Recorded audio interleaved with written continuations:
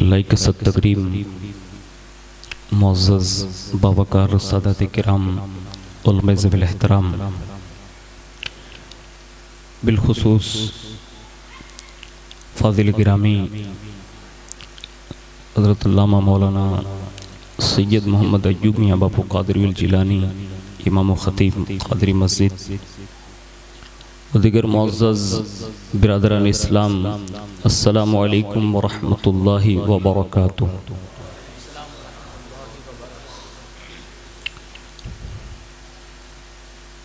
अल्हम्दुलिल्लाहि रब्बिल आलमीन वल आक़िबतु लिल मुत्तक़ीन वस्सलातु वस्सलामु अला सय्यिदिल अंबियाइ वल मुरसलीन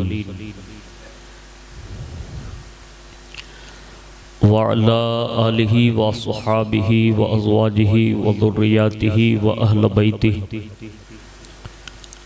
व इब्निहिल गौसिल आज़मिल जिलानी व मुईनिल मिल्लति वद्दीन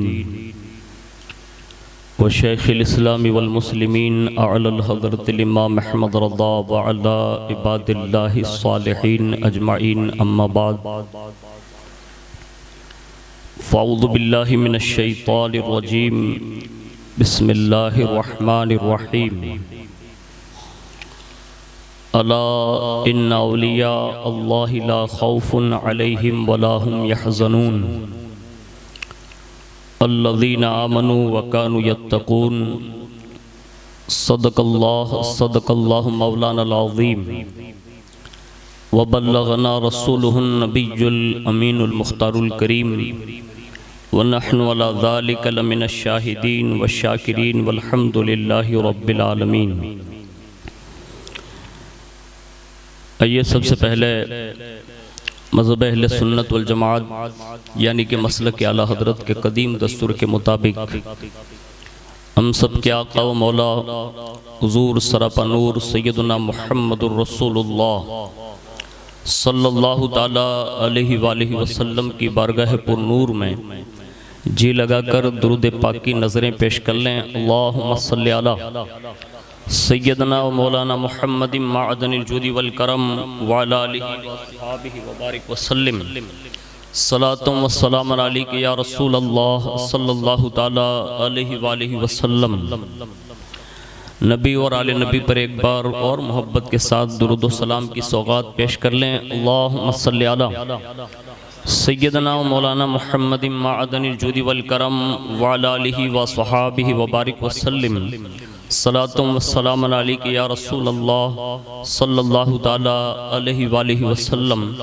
हुसूल बरकत के लिए पूरा मजमा एक बार और अज़राह मोहब्बत दुरूद शरीफ पेश करें। अल्लाहुम्मा सल्लि अला सैयदना मौलाना मुहम्मदिन माअदनिल जुदी वल करम व अला आलिहि व अस्हाबिहि व बारिक वसल्लिम। सलातुम व सलामुन अलैका या रसूल अल्लाह सल्लल्लाहु ताला अलैहि वालिहि वसल्लम। अल्लाह रब्बुल इज़्ज़त का बेपनाह एहसान अज़ीम है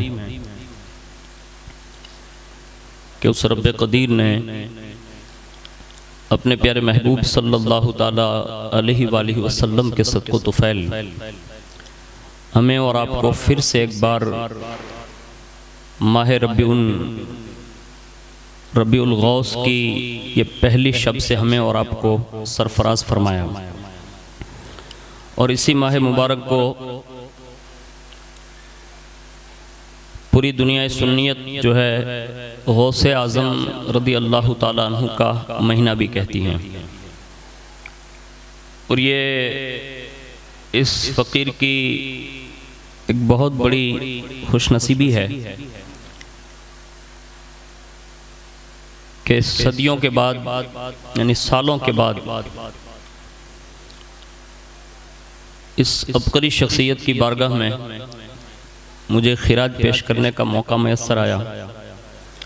सबसे अव्वलीन अल्लाह और उसके रसूल का शुक्र अदा करता हूँ, बिलखुसूस हुज़ूर गौसियत माब रज़ी अल्लाह ताला अन्हु की निगाह इनायत का मोहताज हूँ और साथ ही साथ हुज़ूर सैयदना सैयद शाह बाबा रहमतुल्लाहि ताला अलैह का ख़ास फैज़ान का तालिब हूँ और दरगाह शरीफ के ट्रस्ट बिलखुसूस और बिलउमूम तमाम खानवादा सैयद शाह बावा का दिल की गहराइयों से शुक्रगुजार हूँ कि इस फ़कीर को ये खिदमत का मौका अता फ़रमाया।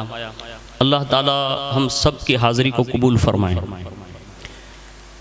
मैं चंद बातें आज की इस पहली महफ़िल में लफ्ज़ विलायत और लफ्ज़ वली जो हमारी और आपकी ज़बान पर उमूमन जारी रहता है, इस हवाले से चंद बातें अर्ज़ करने की सादत हासिल करूँगा।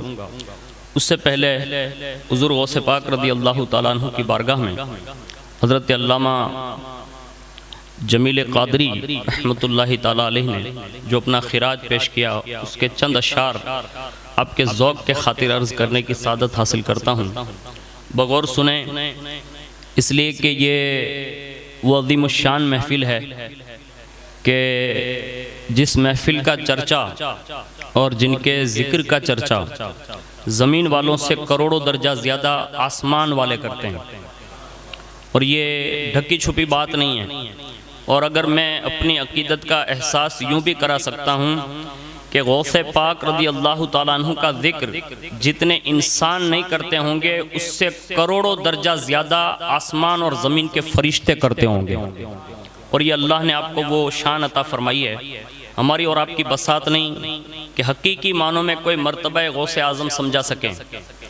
हाँ, किताबों में जो बातें दर्ज है अगर लोग बयान कर रहे हैं, लेकिन ये बयान के बाद भी वराउल वरा गौसियत माब रज़ी अल्लाह ताला अन्हु है, जिसको वक्त का गौस भी नहीं समझा सकता, कुतुब भी नहीं समझा सकता, अब्दाल भी नहीं समझा सकता। आखिर में हर आशिक का जुमला ये हो सकता है कि अल्लाह जो है वो देने वाला है, हुजूर तकसीम करने वाले हैं। अब यहाँ आकर हमारी अकीदत रुक जाती है कि देने वाला खुदा जाने, तकसीम करने वाले मुस्तफ़ा जाने। यानी मर्तबाए गौसियत जो गौसुल आज़म दस्तगीर को हासिल हैं, ये कायनात में इससे पहले न किसी वली को दिया गया न दिया जाएगा। यानी ये वो रुतबा है जो सुबह कयामत तक के लिए अल्लाह ने गौसे आज़म के सरे अनवर पर गौसियत कुबरा का ताजे ज़र्रीन अता फरमा दिया है।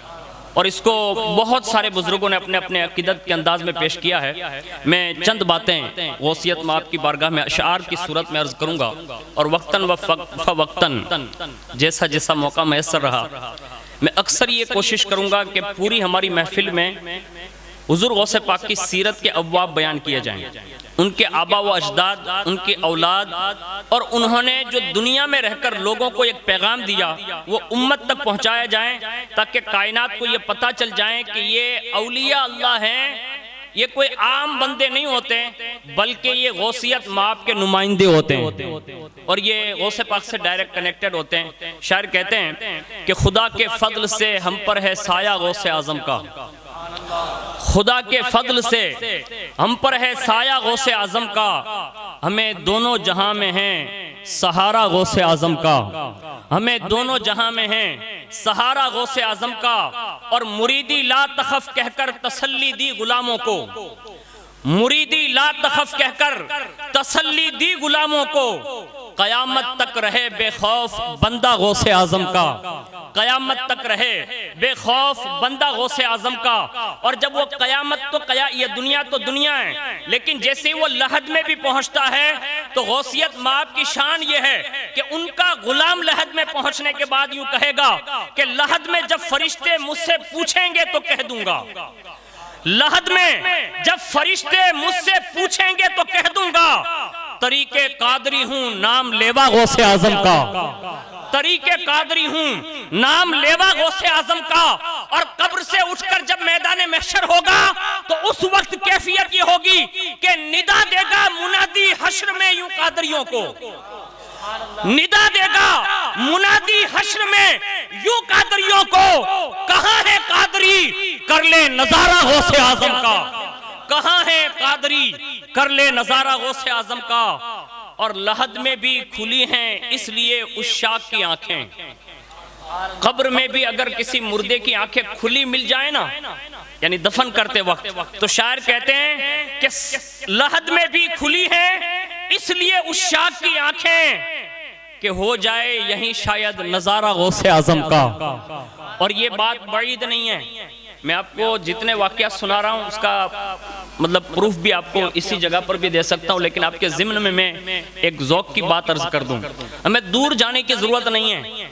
यहीं गुजरात में एक शहर है और उस शहर में एक गैर मुस्लिम होकर इतना अकीदतमंद था, इतना अकीदतमंद था कि हर महीने बाकायदा वो 11वीं शरीफ मनाता, और खास करके जब 11वीं शरीफ का महीना आता तो बड़े एहतिमाम के साथ अपनी शान शान वो बारगाह गौसियत माब में खिराज पेश करता, और उसका पूरे गुजरात में चर्चा रहा, यहाँ तक कि वो किताबों में भी वो बात छपी। जब उसकी मौत का वक्त आया तो जाहिर सी बात है मौत तो सबको आनी है, और वो मरा भी। और जब वो मरा ना तो लोग अपने अपने अंदाज के मुताबिक, जो तरीक़ेकार है कि गैर मुस्लिम है तो उसका एक अंदाज अलग है, मुसलमान है तो उसका अंदाज अलग है, वो जब इसको पहनाने लगे ना कपड़े मैयत के अंदर, और जब उसको तैयार करने लगे ना तो उसी तैयारी के आलम में वो बंदा उठकर खड़ा हो गया। यानी एन उस हालत में, यानी मरने के बाद जब ये कफन दफन का जो सिलसिला होता है उनके यहाँ जलाने का, उसी दरमियान खड़ा हो गया और बाकायदा कहा, उठकर खड़ा हुआ ना तो सब लोग भागे, और जैसे भागे तो कहा रुक जाओ। कहा क्यों? कहा लोगों को बताने के लिए आया हूं। यानी ये दरबार कादरियत है। कहा लोगों को बताने के लिए आया हूं। कहा क्या? कहा तुम जो मुझे जलाने की फिक्र कर रहे हो ना, कहा हाँ। कहा मरा था इसी कैफियत में, लेकिन जिसकी 11वीं मनाता था वो शहंशाह बगदाद आए, ठोकर लगाई और कहा मुझसे मोहब्बत करता था और कुफ्र की मौत मर जाए, ये गैरत कादरियत को गवारा नहीं। उठ कलमा पढ़, मुसलमान बनकर गुलाम कादरी बन जाओ। यानी कादरी बनाया और कादरी बनाकर उसे दोबारा जिंदगी दी, और कहा लोगों को पैगाम दे दे ताकि आने वाली नस्लों को पता चल जाए कि जो गौसे पाक का मुहिब है, मेरा गौस काफिरों को भी कुफ्र की मौत मरने नहीं देता। यानी इस शान से मर्तबा कादरियत है। इसलिए हम कब्र में भी जाएंगे ना तो लोग कहते हैं ये औलिया काम क्या आते हैं। मैं कहता हूं नज़ा में काम आते हैं, कब्र में काम आते हैं, हश्र में काम आते हैं, पुलसिरात पे काम आते हैं, मीज़ान अमल पे काम आते हैं। और हद तो ये है कायनात में आज जहां सारे लोग घुटना टेक देते हैं, सबके दरवाजे बंद हो जाते हैं, तो आज भी इंसानियत ये पुकारती है अब कोई मदद कर सकता है तो कोई वली मदद कर सकता है। और ये दरबार गौसियत रज़ी अल्लाह ताला अन्हु की शान रही है। लेकिन मैं आम औलिया किराम का जिक्र करने जा रहा हूँ। कुरान अज़ीम ने बड़ी शरह बस्त के साथ कुरान में औलिया का जिक्र है, अहादीस में भी बड़ी कसरत के साथ जिक्र है। ये आयत जो मैंने अभी आपके सामने पेश की है, ये एक आयत है। उसके बाद कई आयतें और हैं जो औलिया के फजाइल पर हैं, लेकिन उसमें उनको एक बशारत दी गई। पहला ये दिया गया कि अल्लाह ने उन्हें अपनी तरफ मंसूब किया, यानी अल्लाह ने उन्हें अपना वली कहा। दूसरी चीज, उसके बाद उन्हें गम और खौफ से आजाद कर दिया। यानी ये दो शय ऐसी है जो इंसान को पछाड़ देती है, लेकिन वली जो है ना वो इस्तकामत के साथ इसलिए खड़ा होता है कि उसे गम भी नहीं होता, खौफ भी नहीं होता, इसलिए कि उन्होंने दोस्ती ही अल्लाह के साथ कर ली है। तो ये आयत का मफहूम जो मैं आपके सामने अर्ज कर रहा हूं। तीसरी चीज, अल्लाह ने इन लोगों की पहचान ये बता दी कि जो वली होगा उसको खौफ भी नहीं होगा, गम भी नहीं होगा, और उसके साथ उसकी सच्ची अलामत ये बयान की, सबसे पहले वो मोमिन होगा। मोमिन होगा यानी मुसलमान होगा, मोमिन होगा। और दूसरे नंबर पर फरमाया वो शरीयत मुतहरा यानी शरीयत मोहम्मदी का सख्ती के साथ पाबंद होगा। ये चंद बातें मैंने उस आयत के मफहूम में से आपके सामने गोश गुजार कर दी। अब आप अंदाजा लगाएंगे कि औलिया अल्लाह ये जो वली होते हैं क्या उनकी पहचान हो सकती है? तो मैं अभी एक किताब देख रहा था, उस किताब का नाम है अल्लाह की पहचान। अल्लाह की पहचान, तो हमारे बुजुर्गों ने लिखा है कि अल्लाह की पहचान आसान है, वली की पहचान बड़ी मुश्किल है। उसकी वजूहात में यह बयान किया गया कि यह कायनात का पस मंजर देखकर बंदा खुदा की कुदरत का अंदाजा लगाता है। यानी ये आसमान बगैर सुतून के हैं, ये खुदा के होने की अलामत है। ये जमीन पानी पर स्थिर है, ये अल्लाह की कुदरत है। इसी तरह ये चांद और सूरज का वक्त मुकर्ररा पर आना और जाना, ये खुदा की कुदरत की अलामत है। इसी तरह ये 7 समंदर जो अपनी गहराइयों के साथ जलवा फिकन है, हदीस शरीफ में है कि ये एक फरिश्ते के अंगूठे और उंगली के बीच में जो जगह खाली है ना, ये सारे समंदर उसके दरमियान रहते हैं। ये खुदा की अलामत है उसकी पहचान के लिए कि खुदा को पहचानना आसान है। इसी तरह ये हवा देख ले आप, जिसको हम हवा कहते हैं ना, हवा, ये हवा ऐसे ही नहीं चलती, बल्कि अल्लाह का एक मुकद्दस फरिश्ता है जिसके नथने से यानी नाक से जो वो हवा लेता है और जब उसको वो तेज कर देता है ना, तो ये आंधियां आ जाती है। ये आसानियां हैं, यानी खुदा की पहचान उन्होंने ये बयान की है। इस अंदाज में आप जिस अजीब और गरीब चीज को ले लें, इतना घना जंगल जिसको लोग दुनिया में देखने के बाद ये कहते हैं, और खास करके सोशल मीडिया पर डिस्कवरी बड़ी मशहूर है, नई नई इजादात जो है सामने ला रही है और कहती है कि यहां कौन पहुंचा होगा। याद रख लें, वहां कोई पहुंचे या ना पहुंचे, लेकिन उन जंगलों में भी कोई ना कोई वली जरूर पहुंचा होता है। ये और बात है कि आज कैमरे के दौर में, वीडियो के दौर में, सोशल मीडिया के तहत पूरी दुनिया दिखा दी जा रही है। सदियों पहले गौसुल आजम दस्तगीर ने फरमाया, कहा मैं ये दुनिया ऐसे देख रहा हूं जैसे कोई हथेली में राई का दाना देखा करता है। और ये गौसियत माब ने जो कहा ना, उससे ये खाली ये ना समझ ले कि बस यही उनका रुतबा खत्म, नहीं, ये नहीं कहा कि मैं ये ऐसे यानी तुम्हारे बारे में और हमारे बारे में कहा कि जैसे कोई राई का दाना हथेली में देखे ना तो ऐसे ही देख रहा हूं। अब उनका देखना क्या है वो तो वही जाने, यानी हमारे देखने की बात की, उनके देखने की बात न की, इसलिए कि वो तो ऐसा देखते हैं कि आज तक ऐसी आंख वाला कायनात में कोई पैदा ही नहीं हुआ, वो देखते हैं। लेकिन एक वली की शान ये होती है कि जहां कोई नहीं पहुंचता ना, वहां वली पहुंच जाता है। और ये दुनिया की तरक्की देखकर लोग आज भी हैरत ज़दा है कि ये विलायत है कौन सी चीज का नाम। आओ मैं तुम्हें इसी आयत के ज़िम्न में अर्ज करूं, विलायत ये अल्लाह का राज है, और अल्लाह जिसे चाहता है ना उससे वो अता फरमाता है। ये अल्लाह का राज है, अल्लाह जिसे चाहता है कि ये राज संभाल सकेगा, अल्लाह उसी को देता है। ये तकवा, परहेजगारी, ये सारी चीजें असबाब जरूर हैं। जैसे कि विलायत की 3 किस्में, एक है विलायत कस्बी, यानी मेहनत, जिद्दोजहद, शरीयत मुतहरा पर बंदा अमल करता रहा यहाँ तक कि अल्लाह को अगर पसंद आ गया तो उसके इबादत और ज़ौक़ की बुनियाद पर वो राज का तोहफा उससे भी अता फरमा देता है। यानी मेहनत और मशक्कत के बाद अगर अल्लाह पसंद करे तो देता है, एक ये हुई। और दूसरी विलायत ये है कि अगर अल्लाह रब्बुल इज्जत किसी को चाहें और उसे विलायत फित्री देना चाहे, और विलायत फित्री वो चीज होती है जो अल्लाह ने रोजे अजल से, आलम अरवाह से, माँ के पेट में, यहाँ तक के दुनिया में तशरीफ लाने के बाद तक, ये सारी मंजिलें उनकी विलायत से मंसूब होती है, जिसे हम मादरजाद वली कहते हैं, यानी पैदाइशी वली, जिसमें सैकड़ों बुजुर्ग हैं। और उन सैकड़ों बुजुर्ग के मादरजाद वली होने में कभी भी ये न कहना कि गौसे पाक भी पैदाइशी वली थे और फला भी वली था तो ये दोनों बराबर हुए, हरगिज नहीं। ये याद रखें, गौसे पाक खुद फरमाते अपने बेटों से, कहा बेटा कभी ये न कहना कि फला ऐसा है तो अब्दुल कादिर भी ऐसा है, ये मत कहना, इसलिए कि अब्दुल कादिर के बराबर कोई हो ही नहीं सकता। यानी गौसे पाक ने ये कहा, और ये कहा कभी ये भी ना कहना कि गौसे पाक ऐसे है तो फला भी ऐसा है, यानी किसी को मुझ पर, मुझे किसी पर कयास न करना, मेरे राज को सिर्फ अल्लाह जानता है और मेरे नाना मुस्तफा जानते हैं। यानी ये गौसियत माँ की शान है जो उनकी विलायत है। लेकिन एक फितरी विलायत जिसको कहते हैं ना, अल्लाह जिससे चाहे माँ के पेट से अता फरमा दे, आलम अरवाह में भी अता फरमा दे, एक ये वली होते हैं। तीसरी विलायत अल्लाह रब्बुल इज्जत ने, वो विलायत अताई होती है। एक तो होती कस्बी, एक तो होती फितरी, और एक होती अताई। अब अताई क्या है?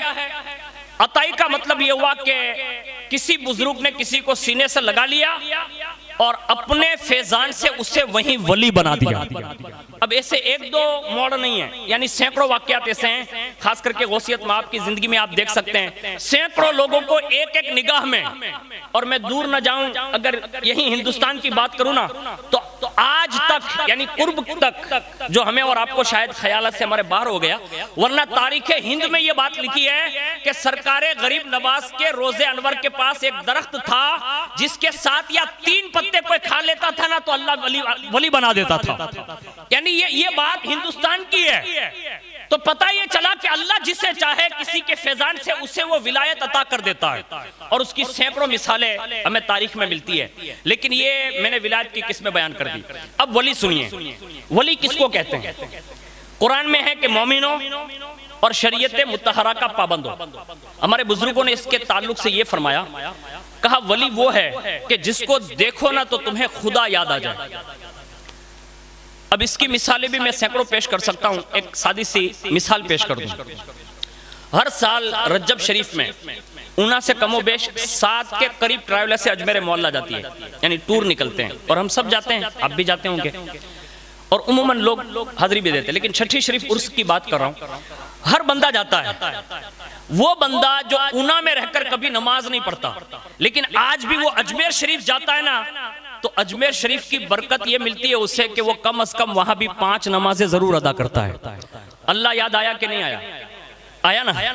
आप किसी को भी देख लें, वो किसी भी मनसब पर हो, यानी पीर साहब हो, मुरीद हो, मुतवल्ली हो, प्रमुख हो, मौलाना हो, या आम बंदा भी हो ना, अजमेर शरीफ गया, सबसे पहले नहाया धोया सीधा गया, और नमाज का टाइम होता है तो जमात में, और खास करके जुमा होता है तो मैंने अपनी नजरों से देखा है कि लोग 2-2 घंटे पहले आकर सफों में बैठ जाते हैं। मैंने कहा यार ये तो कभी मस्जिद में, कादरी मस्जिद में नजर नहीं आया। लेकिन गरीब नवाज का गुंबद जवाब देगा कि वली वो है जिसे देखकर खुदा याद आ जाए। यानी सदियों के बाद जिनके गुंबद के पास जाकर भी ये हाल रहा हो, मुझे बताओ जब गरीब नवाज जाहिरी हालत में रहे होंगे तब उनके पास रहने वालों की कैफियत क्या रही होगी। तो ये अल्लाह के वली का फैजान है कि उससे देखो ना तो अल्लाह याद आ जाए। और किसी भी बुजुर्ग को अगर जाहिरी शक्लो सूरत में देखें आप, और जैसे उसकी पहली मुलाकात हो, तो पहली मुलाकात पर आपकी जबान से ये निकले अगर कि सुभान अल्लाह, तो इस बात की निशानदेही है कि उसके चेहरे की वो तासीर है कि जिसको देखते ही बंदा ये महसूस करता है कि हकीकी मानों में अल्लाह ने उसे विलायत से सरफराज फरमाया है। और उसकी सैकड़ों मिसालें ढूंढने जाने की जरूरत नहीं है। ऊना में खानवादा सैयद शाह बाबा में सैकड़ों बुजुर्ग गुजरे हैं, यानी 1-2 बुजुर्ग नहीं, सैकड़ों बुजुर्ग के जिन्होंने चलते फिरते लोगों को यहाँ अपनी जिंदगी गुजार कर दिखाई। और जो भी उनकी शक्ल सूरत बाहर से या यहाँ रहने वाला एक नजर देखता था ना, तो चेहरा ही इतना खिला हुआ रहता था कि आने वाला बंदा सुभान अल्लाह कहकर उनका इस्तकबाल किया करता था। यानी एक वली की पहचान ये मिल गई कि जिसे देखे और खुदा याद आ जाए ना, तो यूं समझ ले कि ये वली है। और आसान कर दूं, अगर अल्लाह तौफीक दें, जब भी किसी वली की मुलाकात होना तो जरूर उनसे फायदा उठाना चाहिए।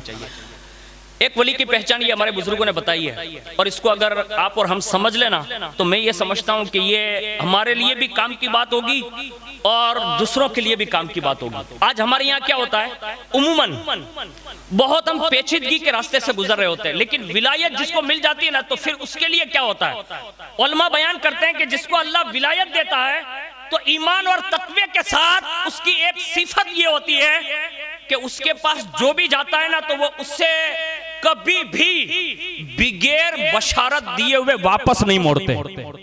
यानी कोई भी आ जाता है ना, तो बिगैर बशारत दिए वापस नहीं मोड़ते। अब उसकी भी मिसाल मैं आपको अर्ज कर दूं। सरकार गरीब नवाज की बारगाह में जोगी जयपाल जो आया था ना, ये आया था मुकाबला करने के लिए, था काफिर, लेकिन जैसे ही आपके साथ मुकाबला करने के लिए आया और वापस जब उसको पलटाया गया ना, तो कलमा पढ़ने से पहले गरीब नवाज की एक निगाह इनायत ने उससे 4थे आसमान तक पहुंचा दिया था। ये मुअर्रिख ने लिखी है बात, अभी कलमा नहीं पढ़ा, यानी यहां तक पहुंचाया और वहां से वापस किया। और जब वापस आया ना, तो आंख खुल गई और उसने कहा 4थे आसमान तक पहुंच गया था, कहा ये तेरा कमाल नहीं, मोइनुद्दीन हसन का कमाल है। यानी ये शेर होती है, ये रूहानी ताकतें हैं। और उसके बाद कहा वापस क्यों मोड़ गया, कहा वहां से किसी ने कहा अब यहां से मोइनुद्दीन हसन के सिवा आगे नहीं बढ़ सकता। यानी ये खुदा की कुदरत के कमालात है जिसको अल्लाह देता है। यानी बशारत दी, अब बशारत दी तो कितनी बड़ी दी, दुनिया उसका तसव्वुर नहीं कर सकती। आज हम और आप भी हर वली का जश्न मनाते हैं, लेकिन जश्न गौसुल वरा में आने वालों, जब गौसे पाक का भेजा हुआ मोइनुद्दीन हसन जो सुल्तानुल हिंद बनकर आज भी सुल्तानी कर रहे हैं, उनकी बशारत सुनो और उनकी मजलिस में आए हो, अपने सीने कुशादा करके अपने दामन बारगाह गौसियत माप में बिछा देना। अरे सिर्फ तुम्हारा काम बिछाना होगा और तुम्हारे दामनों को भरना शेख अब्दुल कादिर जिलानी का काम होगा। और ये हकीकत है कि वहां जब उसने दामन बिछाया और माफी मांगी ना, कहा कलमा पर कलमा पढ़ाया और फिर बशारत दी। पहली सिफत मैंने जो बयान की है, तकवा और मोमिन होने के बाद वो कभी भी किसी को नाराज नहीं, बशारत देते हैं। और ये वली की बहुत बड़ी सिफत है। फरमाया बशारत देता हूं, मांग। अब उसने मांगा तो कितनी बड़ी चीज मांगी। उसने कहा हुजूर देना ही है तो एक काम करे। कहा क्या?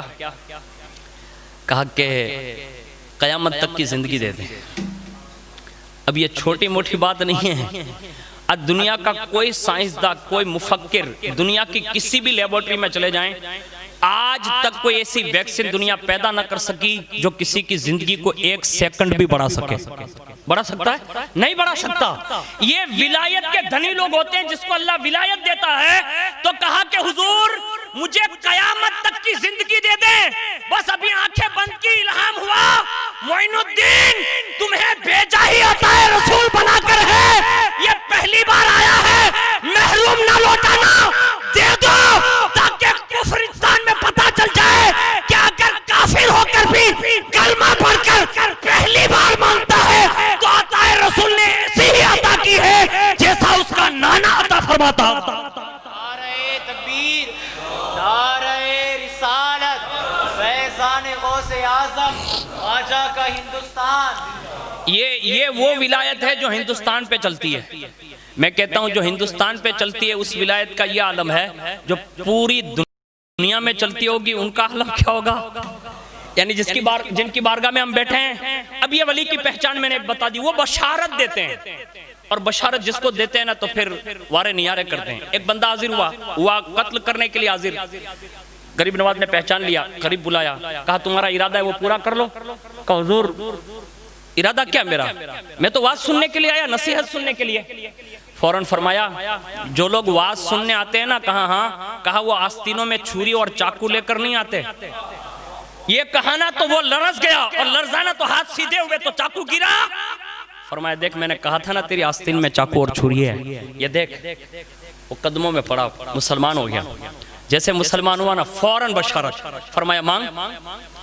अब जब उसने कलमा पढ़ लिया, मांगने की बात आई ना तो उसने कहा हुजूर अब जितनी जिंदगी बाकी है ना, कहा हाँ। कहा जब कुफ्र में रहता था ना, कहा हाँ। कहा तब से सुनता आ रहा हूं कि मक्के में एक काबा शरीफ है। यानी मांगने का तरीका सुने आप, वो देते जरूर हैं। ये और बात है कि हमें मांगना नहीं आता, वरना ये वली की शान है, वो आज भी देते हैं। मांगने वाला चाहिए। अभी कलमा पढ़ा, अभी कहा मांग, और जैसी मांगने की बात आई ना तो कहा मैंने सुना मक्का में काबा शरीफ है। कहा हाँ। कहा बकिया जो जिंदगी है ना, कहा हाँ। कहा अब दुआ कर दें कि हर साल हज करूं। ये बशारत है। कहा हर साल हज करूं, मना नहीं किया, बशारत दी। कहा जा जब तक जिंदा रहेगा हर साल हज करेगा, यानी काबा देखेगा। वो भी बड़ा होशियार था, बड़ा दिलेर था। मुसलमान हो गया था ना तो दिल भी बड़े हो जाते हैं। फौरन दूसरी रिक्वेस्ट रख दी। कहा जब ये बशारत देती ही है तो एक अरीजा और। कहा हुजूर एक दुआ कर दे। कहा क्या? कहा जब आखिरी बार जाऊं ना तो हिंदुस्तान लौट कर ना आऊं, यानी अब यहाँ ना हूं वहीं रह जाऊं। कहा जा ये भी तोहफा दिया, जब आखिरी हज करेगा आखिरी हज में तेरा विसाल भी वहां होगा। मौर्रिखीन ने लिखा है कमोबेश 55 या 50 के करीब हज किए, और जब आखिरी हज के लिए गया ना तो वहीं आराम करने लगा। ये बशारत है और ये वलियों के लिए है। अब मैं आपको, मैं और आपको भी ये पहचान जरूर समझ में आ गई होगी जो मैंने 3-4 बता दी है। अब आगे बढ़े। आखिर ये वलियों की मोहब्बत हमारे दिलों में कैसे डाली जाती है? यानी जाहिर सी बात है सदियां बीत गई है औलिया अल्लाह के मज़ारात पर जाते जाते। यानी कुछ जंगलों में ऐसे मज़ारात हैं कि जहां जाने के बाद आदमी ताज्जुब करता है कि यहां भी वली हो सकते हैं। यानी ऐसे जंगलात भरे हैं। बस्तियों में जो वो तो अलग, लेकिन अगर कोई यहां आ गया, यानी दूर का कोई रहने वाला आ गया, अब वो रहता दूर है, उना की तारीख उसे मालूम नहीं, लेकिन वो ढूंढते ढूंढते ढूंढते ढूंढते सैयद शाह बाबा की बारगाह में हाजिरी देता और लोगों से पूछता है कि ये मज़ार कहाँ है। वो यहाँ हाजिर होता है। आखिर वो वहां रहता है, ये यहाँ रहते हैं, पहचान कैसे होती है? हदीस शरीफ में हुजूर ने उसकी वजाहत कर दी। अब आप देख लें इसको। रसूलुल्लाह फरमाते हैं कि जब अल्लाह किसी भी बंदे को अपना वली बना लेता है, उसके फौरी बाद हजरत जिब्रील अलैहिस्सलाम को हुक्म होता है। कहा जिब्रील, कहा क्या? कहा मैंने फला को अपनी विलायत दी है। कहा मैं तो उससे मोहब्बत करता हूं, तू भी उससे मोहब्बत करेगा। पहला जुमला रब्बे कदीर ये इरशाद फरमाता है, मैं मोहब्बत करता हूँ, जिब्रील तू भी मोहब्बत करना। जिब्रील अलैहिस्सलाम कहते हैं मौला मैं मोहब्बत करने लगा। कहा जिब्रील अब एक काम कर, सारे फरिश्तों में ऐलान कर दे आसमान में कि अल्लाह ने फलां को वली बनाया, फलां से मोहब्बत करता है, अब सब फरिश्ते उससे मोहब्बत करें। जिब्रील अलैहिस्सलाम का ऐलान होता है और पूरे आसमान में ये बात फैल जाती है। हर फरिश्ता लब्बैक व सादिक कहकर उस वली अल्लाह से मोहब्बत करते हैं। अल्लाह का दूसरा पैगाम आता है, जिब्रील सब मेरे फरिश्ते मोहब्बत के लिए तैयार है। कहा हाँ। कहा उन फरिश्तों में से चंद फरिश्तों को जमीन पर भेज दे ताकि वो जमीन के फरिश्तों से भी कह दे कि उससे मोहब्बत करने लगे। यानी कायनात में जो अल्लाह के लश्कर फरिश्ते हैं उन्हें ये बात पहुंचा दी जाती है, और जब ये जमीन वाले आसमान वाले नूरी लोग उससे मोहब्बत करने लगते हैं, रब फरमाता है जिब्रील अब तीसरा ऐलान कर दे। कहा क्या? कहा जमीन के फरिश्तों से ये कह दें कि वो कायनात के हर जर्रे जर्रे तक मेरे इस वली की बात को पहुंचा दें, यानी उनकी पहचान करा दें। मैं आपको रुककर यहाँ एक मिसाल समझाता हूं। किसी का तारुफ कराने के लिए आदमी की पहचान होती है ना, एक वली की पहचान कोई बंदा नहीं कराता, अल्लाह का डायरेक्ट फरिश्ता कराता है। यानी हर चीज को उसकी पहचान करा दी जाती है। समंदर, हवाएं, आसमान, जमीन, जर्रे जर्रे को उसकी पहचान होती है। यहां तक के कायनात में छोटे से छोटा जर्रा जिसे हम नुक्ता कहते हैं, उस नुक्ते को भी ये इल्म होता है कि ये अल्लाह का वली है।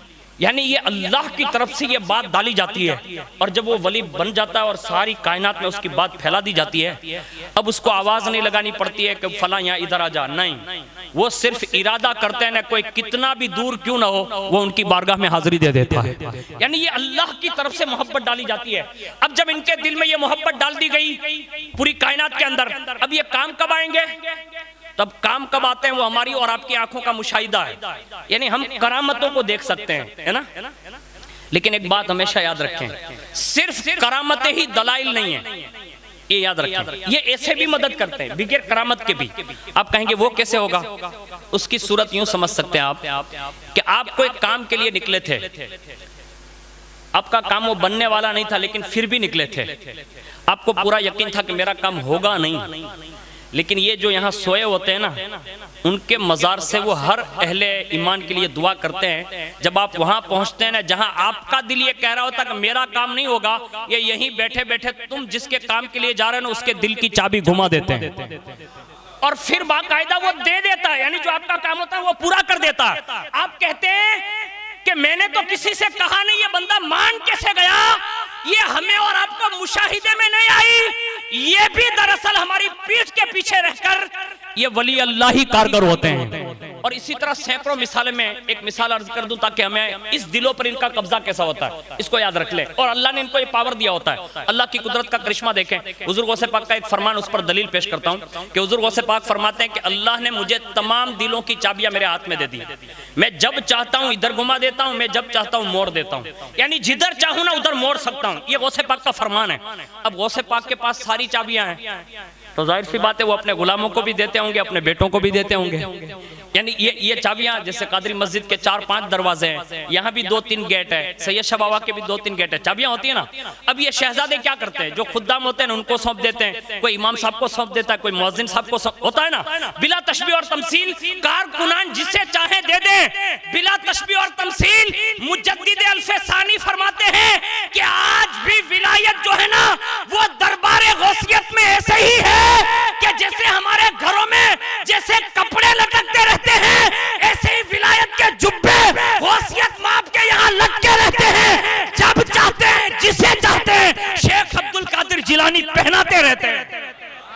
और जिसको वो जुब्बा पहना दे तो चाबी भी देते हैं, काउना की चाबी तुम्हारे पास रहेगी, है ना, दीव की चाबी तुम्हारे पास रहेगी, राजपरा की तुम्हारे पास। जो जिस इलाके का वली या कुतुब होगा उसे चाबियां दी जाती है, और वो घुमा देते हैं तो बात हो भी जाती है। लेकिन खुदा की कुदरत का एक मैं करिश्मा अर्ज कर रहा हूँ। मूसा अलैहिस्सलाम का दौर है। मूसा अलैहिस्सलाम ने अल्लाह की बारगाह में कोहे तूर पे हाजिरी दी। रब ने फरमाया, मूसा का क्या? कहा तुम सबसे ज्यादा दोस्त किसको रखते हो? फायदा कब मिलता है उसको याद रख लें आप, हमेशा याद रखें। हमारे यहाँ क्या सिस्टम है, मुसीबत आई ना तो सैयद शाह बाबा याद आए। आज हालात ये बने हुए, मुसीबत आई ना तो हजरत शाह बाबा याद आए। हुजूर मुफ्ती आज़मीन फरमाते हैं कि मुसीबत से पहले इनसे मिला करो ताकि वो आने वाली मुसीबतें टाल दिया करते हैं। आज हमें इसकी जरूरत है। हम तो क्या सोचते हैं कि बस सलामी में क्या जाने की जरूरत है। तुम्हें नहीं मालूम, हर असर की नमाज के बाद जो हमारे यहाँ लोबान होता है या जो भी सलामी होती है, आप यकीन जाने कि जिसको ये हाजिरी नसीब हो जाती है ना, वो बड़ा मुकद्दर का सिकंदर होता है। आप कहेंगे बरकती वो कैसे? मैंने अपने बचपने में शायद कोई जुमेरात ऐसी होगी जो इस बारगाह में मैंने नहीं गुजारी होगी। हाँ सही बता रहा हूँ, बहुत बड़ा फ़ायदा मैंने पाया। लेकिन आपको एक बात अर्ज कर रहा हूँ कि असर की नमाज और मगरिब के दरमियान आज भी गारे सोर या गारे हीरा में डेली सर्विस गौसे पाक की मजलिस सजती है। डेली आज भी। और जब शबे जुमा होती है या कभी हुजूर करम फरमाते हैं तो उस महफिल में डायरेक्ट मकीने गुंबदे खजरा भी तशरीफ लाते हैं और उस वक्त गौसियत माब दस्त बस्ता हुजूर के लिए खड़े रहते हैं और हुजूर अपनी शान कुर्सी पर जलवा फिगन होते हैं। और रूए कायनात के जितने भी कुतुब गौस अब्दाल होते हैं, अवलिया होते हैं ना, वो आज भी असर की नमाज के बाद दरबार गौसियत में हाजिरी देते हैं। और जिस इलाके का जो वली होता है ना, वो उस इलाके के हालात सुनाता है। और हुजूर गौसे पाक फरमाते हैं जब वो सुना रहा होता है ना, तो मैं लोहे महफूज पर या तो महव कर रहा होता हूँ या तो इस्बात कर रहा होता हूँ। यानी वो औलिया जाकर हालात बताते हैं कि ये हालात हैं। अब वहां महवो इस्बात जो है ना, जब चाहे मिटा भी सकते हैं, जब चाहे लिखवा भी सकते हैं। अब आप समझ गए होंगे कि किनको यहाँ हाजिरी देनी चाहिए। सबको देनी चाहिए, लेकिन ये कम ज़र्फी हमारी है कि हम कमा हक कहू हाजिरी नहीं दे सकते। लेकिन कम से कम 8 दिन में अपना दिन निकाल लें, जरूर हाजिरी दें। इस हाजिरी की बरकतें अगर हमें समझ में आ गई ना, आगे बढ़कर मैं अर्ज करूंगा कि ये हाजिरी कितनी सादतमंदी की निशानी है। लेकिन मैं अर्ज कर रहा हूं, अल्लाह ने फरमाया, कहा मूसा तुम सबसे ज्यादा दोस्त किसको रखते हो? अभी अल्लाह के कलीम है, अल्लाह के नबी और पैगंबर है। अल्लाह पूछ रहा है सबसे ज्यादा मोहब्बत किससे है, प्यार किससे करते हैं आप, दोस्त है कौन है तुम्हारा? अब हजरत मूसा अलैहिस्सलाम है, फौरन जबान से निकल गया, कहा मेरा दुनिया में दोस्त सबसे बेहतर जो है ना, कहा हाँ, कहा एक दर्जी है। अब दर्जी का नाम निकल गया। अब दर्जी का नाम तो खाली निकल ही गया। रब ने फरमाया इतना प्यारा दोस्त है और वो भी दर्जी? कहा? कहा मूसा जा कोहे तूर से। कहा क्या करूं? कहा वहां जाकर उस तेरे दोस्त से कहना एक सुई दे दे। यानी जिसको तूने अपना दोस्त कहा है ना, जाकर सिर्फ इतना कह दे एक सुई दे दे। और जैसे मूसा अलैहिस्सलाम पहुंचे, अब जाहिर सी बात है गुलाम तो गुलाम ही होते हैं। अब ये तो उम्मती है, डायरेक्ट नबी उसके दुकान पर, अब वो तो खड़ा हो गया। कहा मेरी किस्मत चमक गई, हुजूर अंदर आइए।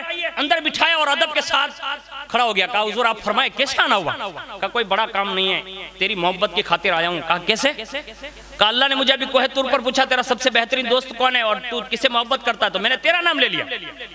कहा मेरी तो किस्मत चमक गई ना। कहा हाँ। कहा रब ने एक बात ये भी इरशाद फरमाई। कहा क्या? कहा जिस दर्जी की आप मोहब्बत की बात कर रहे हैं उससे एक सुई ले आओ। मूसा क्या कहा? एक सुई ले आओ। मोहब्बत किससे करनी चाहिए ये इस वाकये से समझ के जाना। आज उसी वक्त मूसा अलैहिस्सलाम ने जिसको अपना गहरा दोस्त कहा था ना, उसकी नजरें नीची हो गई। कहा हुजूर जान मांगो तो जान दे सकता हूं, लेकिन आज के दिन सुई नहीं दे सकता। मूसा अलैहिस्सलाम की एक आह निकल गई। कहा ये क्या हुआ? यानी जिसको मूसा अलैहिस्सलाम अपनी दोस्ती का परवाना दे रहे थे और कोहे तूर पर जिसका नाम लिया ना, वो बंदा यूं कह रहा है। कहा सुई नहीं दे सकता हजरत, जान मांगो तो दे सकता हूं। अब कहां जान और कहां सुई? कहा नादान हो गया तू, एक सुई नहीं दे सकता? कहा नहीं उम्मती जरूर हूं, लेकिन सुई नहीं दे सकता, जान दे सकता हूं। मूसा अलैहिस्सलाम भी ताज्जुब कर रहे हैं, कहा इसको ये क्या हो गया? कहा तुझे हो क्या गया है, तू जान दे सकता है सोई नहीं? कहा नहीं। कहा ठीक है बस इतना ही तेरा काम था, मेरा काम हो गया। निकले सीधे कोहे तूर पर, रब की बारगाह में सलाम अर्ज किया। जवाब आया। कहा क्या हुआ मूसा? कहा मौला जिससे मैंने दोस्त बनाया था ना, आज उसने इनकार कर दिया। और से सुनना यारो, आज हमारे यहाँ बहुत सारे लोग ऐसे होंगे जिसके दोस्त हैं लेकिन वो सिर्फ नाम के दोस्त हैं, काम कोई नहीं आने वाला। इसको याद रख लें आप। अल्लाह ने फरमाया, कहा मूसा क्या हुआ? कहा मौला उसने कहा जान दे सकता हूं लेकिन सुई नहीं दे सकता। कहा मूसा सुई की कीमत क्या होती है? कहा मौला कुछ नहीं। यानी सुई की कीमत क्या? कुछ नहीं। कहा नहीं दी ना? कहा नहीं। कहा वो जान देने की बात कर रहा था। कहा मूसा इसमें मेरी कुदरत का जो है ना एक करिश्मा है, तुझे समझ में नहीं आता। कहा मौला आखिर बात क्या है? कहा एक काम कर, फिर एक बार जा। कहा मौला अब तो मना कर दिया है, यानी एक सुई देने से मना कर दिया, अब उसके पास क्या जाना? कहा नहीं मूसा, मैं कहता हूं एक बार और होके आ जा। कहा वो मेरा दोस्त जरूर था लेकिन सुई नहीं दी, अब क्या करके जाऊं, मतलब क्या कहने जाऊं? कहा फिर वही बात लेकर जा और जाकर कह दे कि एक सुई दे दे। मूसा अलैहिस्सलाम भी ताज्जुब कर रहे हैं। कहा मौला तेरी हिकमत है, तू ही समझा सकता है, तेरा हुक्म है, मैं जा रहा हूं। गए वापस, और जैसे ही वापस गए ना, सलाम कलाम हुआ, उसने फिर खड़े होकर इस्तकबाल किया, अपने थड़े पर बिठाया। कहा हुज़ूर आज मेरी दोबारा किस्मत चमक गई। अरे मैं यूं कहता हूं कि हमारे यहाँ जो मशाइख होते हैं ना, बुजुर्ग लोग, जो अल्लाह वाले लोग होते हैं, अगर किसी गरीब के यहाँ कोई अल्लाह वाला पहुंच जाए ना, यानी कोई पीर तरीकत पहुंच जाए, कोई सैयद साहब पहुंच जाए, तो एक बड़ी खुशी होती है उसको कि यार रसूलुल्लाह के बेटे आ गए, रसूलुल्लाह के बेटे आ गए। यानी एक बंदे की आम खुशी सिर्फ पीर की आमद पर या रसूलुल्लाह के बेटे की आमद पर होती है। ये अल्लाह का वो कलीम आ गया है जिससे डायरेक्ट अल्लाह कलाम करता है। अब वो तो और ज्यादा खुश, क्योंकि एक के बाद दूसरी बार आ गए। कहा हुज़ूर बात क्या है? कहा कोई बात नहीं है, अभी फिर मैं अल्लाह के पास गया था और वहीं से होकर वापस आ रहा हूँ। कहा हुआ क्या? कहा रब ने फिर कहा कि तू एक सुई दे दे। अब जब ये कहा ना कि एक सुई दे दे, ऊना वालों दिल के कानों से सुनो, उसने फौरन वो ठेलियां जो उस जमाने में होती थी, उसने फौरन तलाश करना शुरू किया। जुस्तजू के बाद जितनी दुकान में सुई थी ना, सबकी एक पोटली बांधी और कहा अल्लाह के नबी ये सारी सुइयां। अब दुकान में एक भी बाकी नहीं, पहले एक देता नहीं था, अब एक बाकी नहीं रहने देता, सब थड़े पर रख दी। कहा हुज़ूर ये सब ले जाएं। मूसा अलैहिस्सलाम मुस्कुराए, कहा नादान नहीं है तू? कहा क्यों? कहा अभी तक तो एक भी नहीं देता था, अब एक रहने नहीं देता अपने लिए? कहा बस अपने लिए कहा ना तो दे दी। कहा पहले भी तो मैंने कहा था, अब भी मैंने ही कहा। कहा वो तो नहीं जानता क्यों मैंने मना किया और क्यों आज दे रहा हूँ, वो आप वापस कोहे तूर पर जाएं। जब वापस गए ना, तो मूसा अलैहिस्सलाम ने वो थैली पेश की। कहा मौला उसने तो सारी थैलियां दे दी। रब ने फरमाया देखा मूसा, कहा मौला ये हिकमत का बाब तेरा कलीम नहीं समझ सकता, तू समझा सकता है। कहा मूसा जब मैंने तुझसे पूछा ना कि तेरा दोस्त कौन है, तो तूने उस दर्जी का नाम लिया ना? कहा हाँ। कहा तुझे बताना था कि तू जिससे मोहब्बत करता और जो तुझसे मोहब्बत करता है ना, उसकी मोहब्बत के लिए अगर मैं सिर्फ अपनी शान शान कुन फयकुन कह दूं ना, तो तू भी जाए ना तो वो एक सुई भी नहीं दे सकता। कुन फयकुन कह दूं तो वो सुई भी नहीं दे सकता, यानी तेरा गहरा दोस्त होकर वो सुई नहीं दे सकता। कहा फिर मौला दोबारा उसने दे दी कैसे? कहा जब तू दोबारा चलाना तो फिर मैंने अपनी शान शान कुन कहा ना, तो उसके दिल की चाबी मैंने घुमा दी और उसने सारी सुइयां पेश कर दी। अब मैं यहां रुककर ये नहीं कह सकता कि हम जिसको दोस्त बनाए घूम रहे हैं ना, क्या अल्लाह नहीं देख रहा है? ये और बात है कि हम अल्लाह से डायरेक्ट बातें नहीं कर सकते। अल्लाह की शान ये है कि हर बंदा उससे महवे गुफ्तगू नहीं होता, लेकिन ये अल्लाह के कलीम के इस फरमान पर हमें अपने दिलों को नहीं टंटोलना चाहिए कि हम किससे दोस्त बनाए घूम रहे हैं। हम सबको अपनी फिक्र करनी होगी। आज से ये तहैया करके उठो कि 11वीं शरीफ के इस 11 बयाना सुनने के बाद ऊना का हर शख्स ये तय कर ले कि दुनिया का ये चापलूस दोस्त नहीं होता।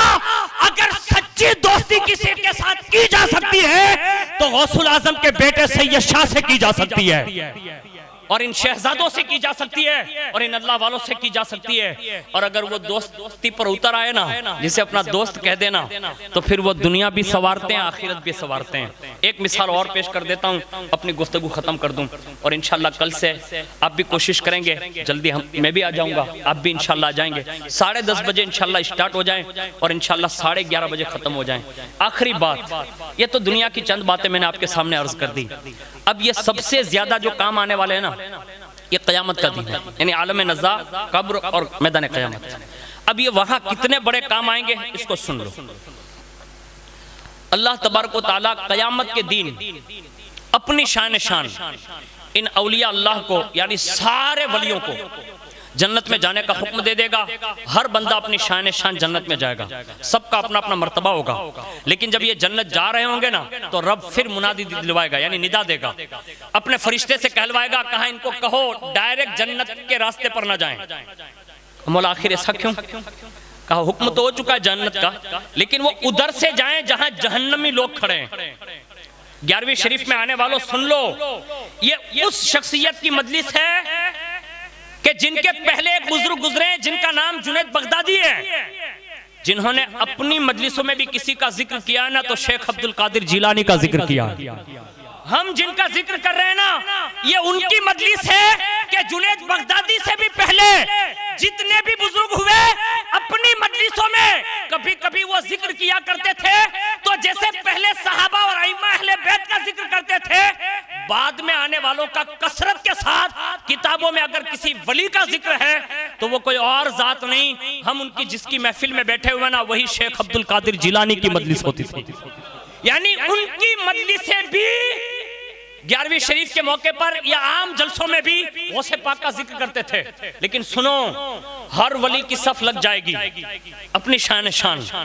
अब मैं ये नहीं कह सकता उस सफ में हमारे सैयद शाह बाबा भी खड़े होंगे, और सैयद शाह बाबा के जितने दुल्हा आराम फरमाए ना शहजादे, ये सब भी सफ ब सफ खड़े होंगे। और दूसरी बात ये अर्ज करूं तो मेरी मोहब्बत की इंतहा होगी, और ये हकीकत है कि कायनात में जितने सैयद में वली पैदा हुए ना, इतना किसी कौम में अल्लाह ने वली पैदा नहीं फरमाया। ये कायनात की बहुत बड़ी तारीख है। अल्लाह ने तौफीक दी तो मैं अर्ज करूंगा कि सैयदों में कितनी कसरत के साथ वली हुए। और उसकी वजह क्या होती है? उसकी वजह ये होती है कि विलायत जो है ना वो उनके घर से ही बढ़ती है।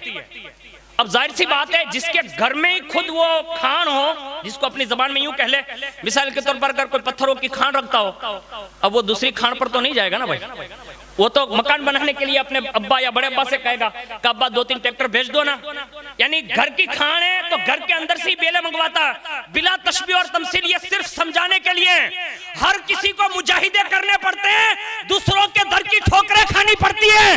और सैयद ये होता है कि अगर वो किसी अपने बाप दादा से कह दे और वो कभी ठुकराते नहीं, वो दुनिया में भी सैकड़ों को दे चुके हैं, आज भी दे रहे हैं, और सुबह कयामत तक इंशाअल्लाह वो देते ही रहेंगे। और कयामत के करीब भी सबसे विलायत का आला मर्तबा भी अगर किसी का बुलंद बाला होगा ना, तो वो भी कोई और नहीं होगा, वो भी फातिमा का लख्ते जिगर इमाम मेहदी रदी अल्लाह ताला। यानी कायनात में ये शहजादों की शान है कि अल्लाह ने उन्हें ये बरकतें दी है कि उनके घर में ही विलायत है।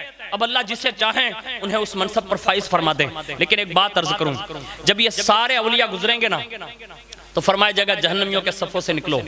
और जैसे वो वहां से निकलेंगे तो उसमें से एक बंदा अर्ज करेगा, जहन्नमी हो चुका होगा जिसका फैसला है कि ये जहन्नम में जाएगा, यानी जिसके लिए हुक्म खुदाबंदी आ चुका है, ये जहन्नमी है।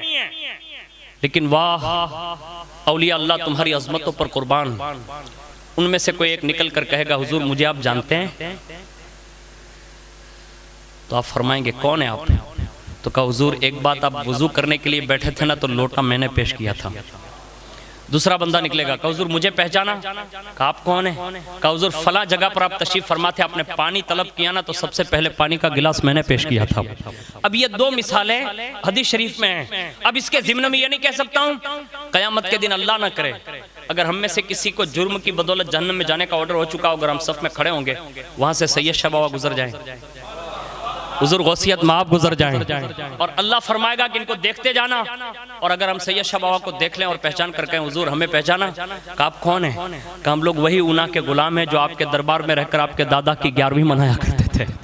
तो ये बात बईद नहीं है, अल्लाह जिससे चाहेगा उनका वो इख्तियार रहेगा वहाँ। और इस शान से गौसे पाक तो आएंगे कि सब औलिया अपनी अपनी शान है। जब सब कयामत के दिन आएंगे ना, हदीस शरीफ सराहत ये है, उसमें दो राय नहीं, मैं इस बात को यकीन से जानता हूँ। हदीस शरीफ ये है सराहत के साथ कि कयामत के दिन हर बंदा बिगैर कपड़े के होगा, कैफियत ये होगी। लेकिन जब औलिया गुजरेंगे ना तो उनके कंधों पर ऐसी चादरें होंगी, और उस चादरों में हमारी और आपकी तरह वो सिलाई वाली चादर नहीं होगी जैसे हम लोगों ने अभी सिलाई कर ली, सिलाई वाली नहीं होगी। इसके रुछड़े बाहर होंगे, यानी दोरे। और जो भी इस वली से, जो जिस वली से मोहब्बत करता होगा, अल्लाह फरमाएगा कि इनके कंधे पर ये चादर है, और जितने दोरे हैं जो इससे मोहब्बत करता है एक एक दोरा पकड़ ले, ये तो जन्नत जाएगा ही, और दोरा पकड़ने वाला खुद भी जाएगा। इसलिए आज हमारे यहाँ सुन्नियत में ये नारा है ना कि गौसे आजम का दामन, गरीब नवाज का दामन, मखदूम पाक का दामन, साबिर पाक का दामन। ये दामन कौन सा होगा? हदीस शरीफ में वही वो चादर होगी। अब जो जिससे ज्यादा कसरत से मोहब्बत करेगा वो उसी के साथ वो चादर पकड़ कर जाएगा। हमारे यहाँ तो अहले सुन्नत वल जमात के दीन ही इतने निराले हैं, कहीं हम 21वीं मनाते हैं, कहीं हम 11वीं मनाते हैं, कहीं हम 6ठी मनाते हैं, कभी 12वीं मनाते हैं, मुहर्रम के 10 दिन मनाते हैं, और जब इमाम हसन का जिक्र होता है तो उनका जिक्र भी करते हैं। ये औलिया अल्लाह का जिक्र इसलिए करते हैं, हुजूर ने कहा जो जिससे मोहब्बत करेगा उसी के साथ जाएगा। वो देवबंदी वहाबी अपने हश्र की फिक्र करे, सुन्नियों के हश्र की फिक्र न करे, इसलिए कि तुम्हें किसी से मोहब्बत नहीं, हमें जिससे मोहब्बत है अल्लाह कयामत के दिन हमारा हश्र भी उन्हीं के साथ फरमाएगा। लेकिन कलंदर लाहौरी ने एक बात कही है जिस पर मैं अपनी गुफ्तगू खत्म कर दूं। कहते हैं कि मोहम्मद से वफा तूने, कि मोहम्मद से वफा तूने, तो हम तेरे हैं, ये जहां चीज है क्या, लोहो कलम तेरे हैं, वमा अलैना इल्लल बलाग। अस्सलामु अलैकुम।